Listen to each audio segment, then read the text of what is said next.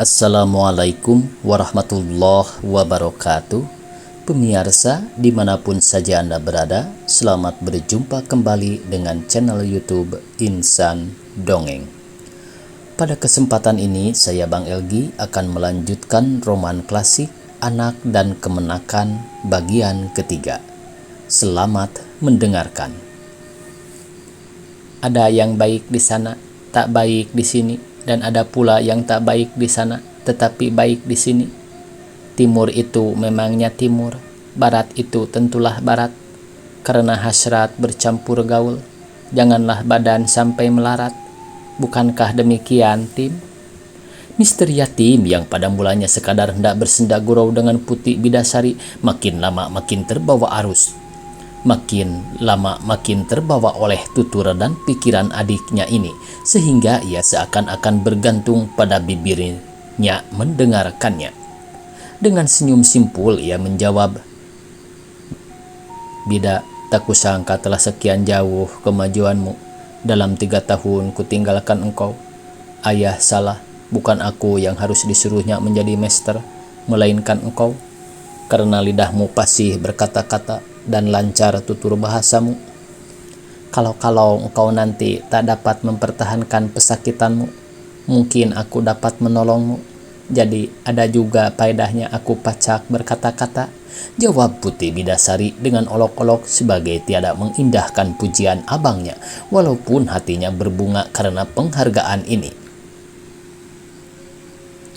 "Pikiranmu ini memang benar. Dalam memajukan bangsa dan negara, memang kita harus berhati-hati supaya jangan sampai terlanjur sebagai perbuatan si bujang baru berkeris dan si gadis baru bersubang, karena akibatnya bukan sedikit hikmahnya. Keselamatan bangsa dan negara tergantung padanya.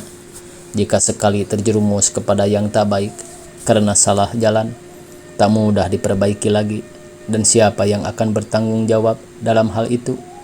Memang terutama kita pemuda dan pemudi yang mendaki. Orang-orang tua yang menurun hampir tak dapat kita bawa-bawa dalam kesalahan ini.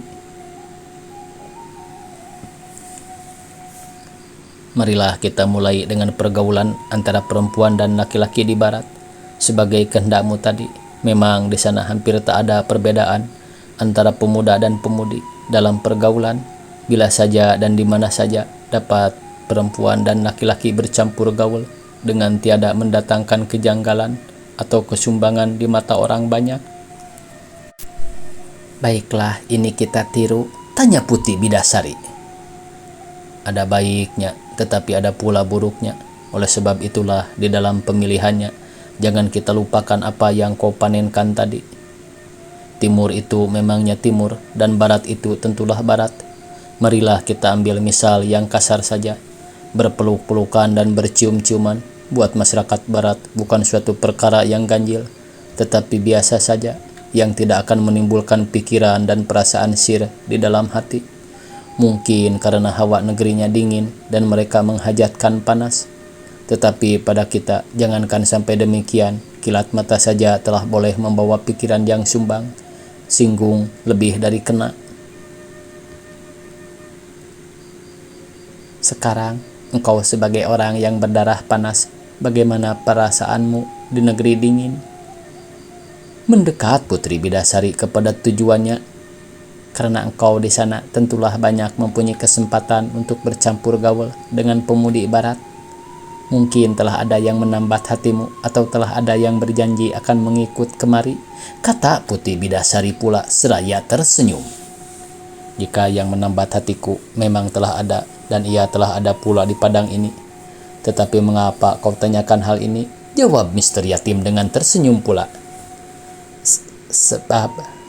Sebab aku ingin mempunyai ipar bangsa barat," sahut Putih Bidasari dengan tersenyum pula, tetapi wajah mukanya berubah dan hatinya berdebar-debar. "Siapa namanya perempuan yang telah menambat hatimu itu?" "Nantilah kusebut," kata Mister Yatim dengan bersungguh-sungguh rupanya. "Tentang kesempatan untuk bercampur gaul dengan pemudi barat sebenarnya tak ada padaku." "Ajaib, mengapa tidak?" "Sebab aku ingin menyelesaikan pelajaran selekas-lekasnya, supaya lekas pula dapat pulang kembali." supaya lekas pulang kembali. Mengapa? Tak senangkah engkau di sana, di negeri surga dunia itu? Di mana ada surga, di sana ada pula neraka, karena keduanya bersaudara kandung. Kadang-kadang pindah memindah. Lain daripada itu, memang aku kurang senang tinggal di sana, walaupun dekat surga. Seperti katamu tadi, mungkin karena seperti kata orang kita, hujan emas di negeri orang, hujan batu di negeri sendiri, baik juga di negeri sendiri. Tetapi apa yang tak menyenangkan engkau di sana? Sedang orang lain mati-matian dan habis-habisan untuk ke sana? Tanya Putih Bidasari dengan herannya. Sekaliannya beda, negerinya, hawanya, makanannya, aturannya, dan lain-lainnya, tak ada yang dapat kusesuaikan dengan kesukaanku, sehingga aku sangat canggung. Tak putus-putusnya aku teringat ke Padang ini dalam 3 tahun itu. Tetapi Tim, apa yang menarik engkau sekeras itu ke Padang ini, negeri yang buruk, lengang, dan kecil ini? Sekaliannya bida, tanah air, kampung halaman, kaum keluarga, sahabat, kenalan, dan mungkin karena aku seorang yang sangat terikat kepada kampung itulah, acap kali aku di dalam keramaian, kebesaran dan keelokan di sana berasa sunyi senyap. Karena rindu pulang kembali, awan berarak kutangisi, teringatkan kampung dengan halaman.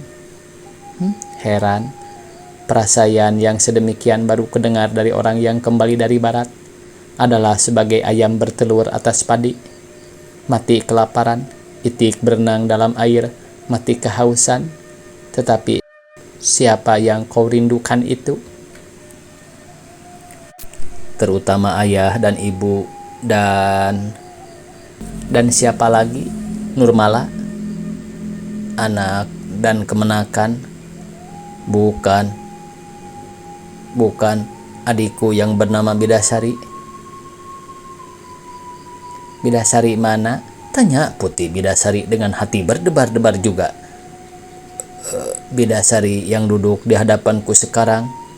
Cis, tak malu, tua-tua sudah menjadi master doktor, masih hendak didukung orang tua dan diulitkan adik perempuan. Kata Putih Bidasari pura-pura mencela abangnya karena hendak menyembunyikan mukanya yang menjadi merah dan tangannya yang gemetar, karena sekaranglah baru diketahuinya benar-benar bahwa kakaknya ini cinta kepadanya.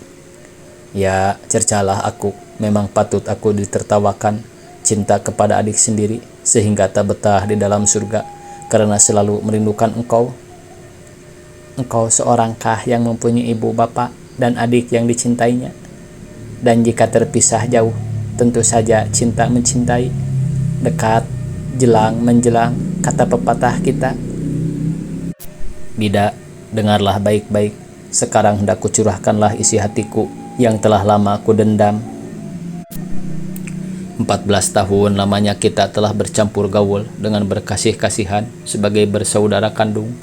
Walaupun kasih sayangku dahulu kepadamu memang kasih sayang kakak kepada adik, tetapi dengan tiada ku ketahui dan dengan tiada pula ku sengaja, kesayanganku itu perlahan-lahan telah berubah menjadi cinta kepada kekasih. Jangan kau sangka aku telah menurutkan saja hawa nafsuku yang tak patut ini. Dengan segala daya upaya dan tenaga hatiku dan tenaga batinku telah kuusahakan melenyapkan perasaan ini. Tetapi sia-sia belaka, apa dayaku. Jangankan hilang atau berkurang, bahkan menjadi bertambah-tambah hebat. Sehingga tak dapat lagi aku bercerai lama dengan engkau.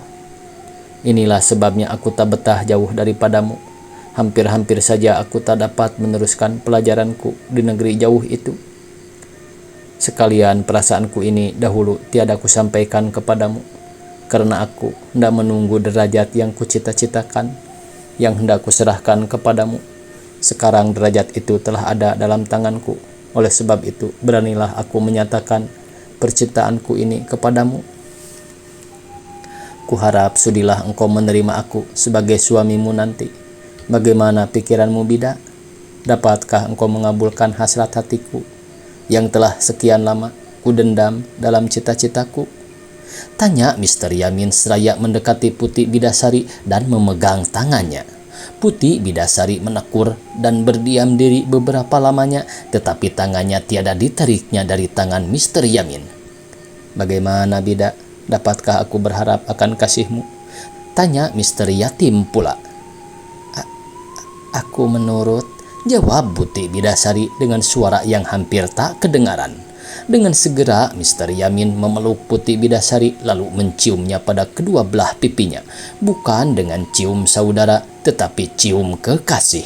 Perbuatan kedua kekasih itu tiada lepas dari mata ibunya, Siti Mariama. Ketika diketahuinya bahwa persangkaannya tiada salah, sangatlah gembira hatinya.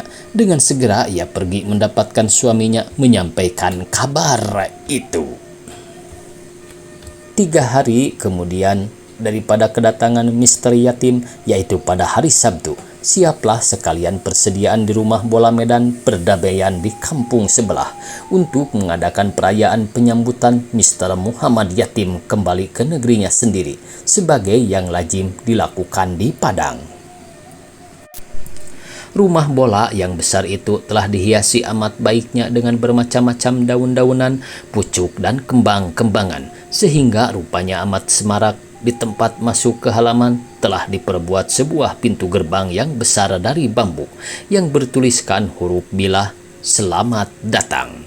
Dari pintu gerbang ini sampai masuk ke halaman diperbuat pula pagar yang melengkung-lengkung yang dihiasi kelapa muda yang jatuh berjurai-jurai ke bawah. Sekalian tiang-tiang yang besar dalam rumah bola itu telah dililit dengan daun beringin yang dijalin, dan di antara tiang-tiang ini terbentang pula tali daun-daun itu melengkung-lengkung ke bawah. Di para dan dinding bergantungan kembang dan pita kertas yang bermacam-macam warnanya dan bentuknya, silang menyilang, membelit membelit, menjadikan gubahan yang amat permai rupanya. Di atas pintu tengah langkan muka tertulis dengan huruf kertas perada, "Selamat datang Mr. Dr. Muhammad Yatim". Beratus-ratus kursi dengan mejanya telah diatur di beranda muka, tengah dan belakang sampai ke bilik-bilik dan ruangannya, menurut tingkatan jamu yang akan mendudukinya, laki-laki, perempuan, pembesar, pegawai, saudagar, rakyat biasa, dan lain-lainnya. Di alas meja yang dihampiri alasan yang elok-elok bertaburan jambangan yang berisi bunga-bungaan yang amat baik karangannya dan semerbak baunya. Sekalian ruang lelah diterangi dengan lampu gasolin dan tanglung yang bermacam-macam warnanya. Begitu pula di pekarangan muka, sisi dan belakang, di pagar-pagar sampai ke pintu gerbang, penuh lilin dan pelita, sehingga cuaca terang benderanglah di sana.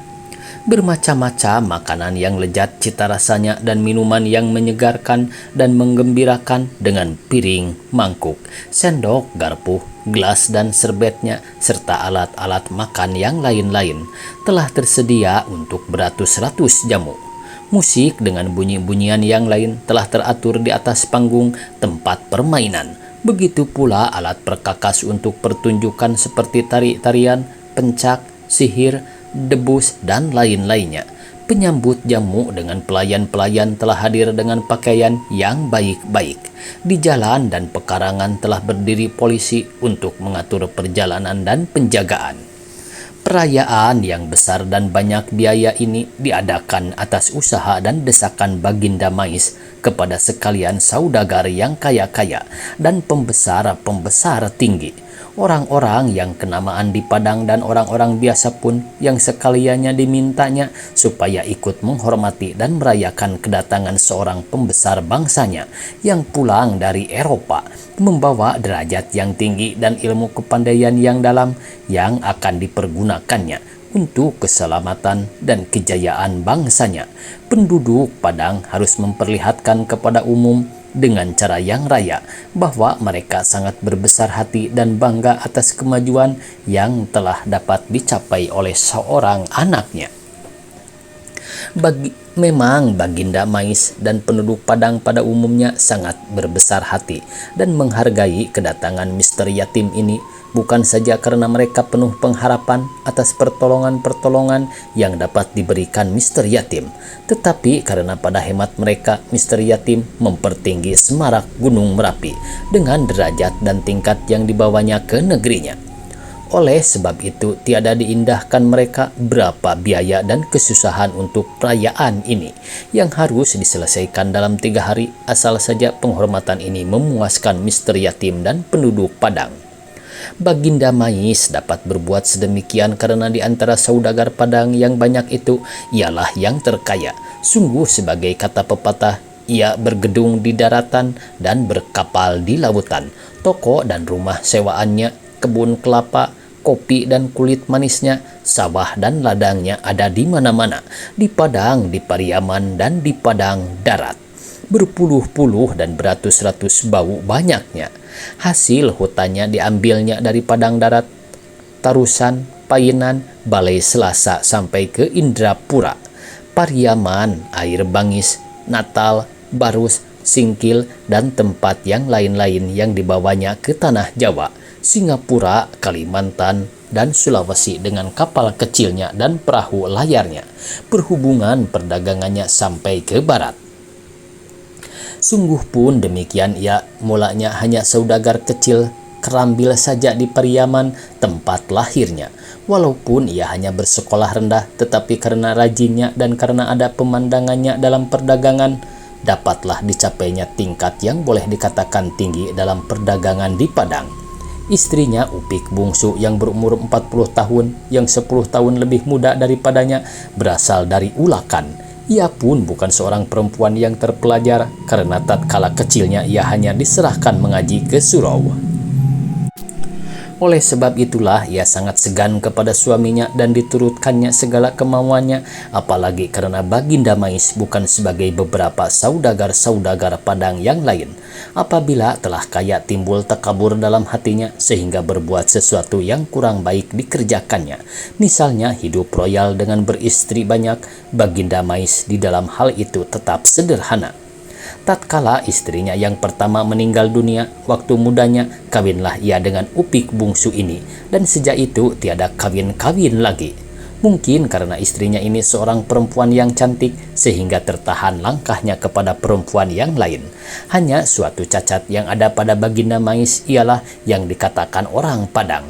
Uju artinya suka dipuji-puji, bukannya kekayaannya saja yang dibanggakannya dan dilagakannya, tetapi juga karena kecantikan istrinya, lebih-lebih kecantikan anaknya Siti Nurmala yang pada waktu berumur 19 tahun, sahabat karib Putih Bidasari, Mister Yamin, dan Dr. Aziz.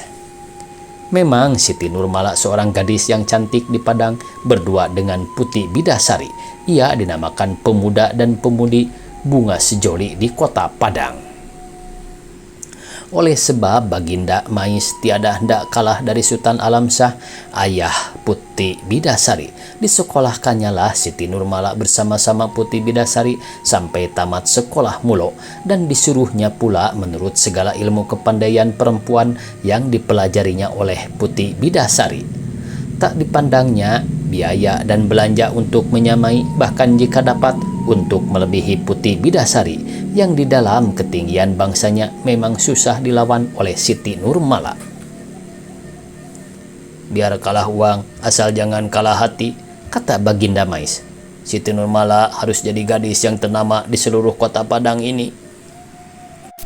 Sebagai Putih Bidasari telah tersangkut hatinya pada saudara sepupunya Mister Yatim, begitu pula Siti Nurmala telah tertambat pula hatinya kepada Dr. Aziz yang membalas percintaan gadis ini dengan kasih sayang sejati.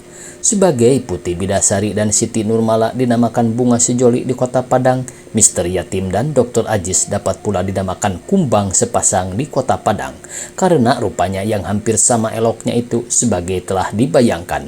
Banyak yang akan percaya jika dikatakan keduanya kembar.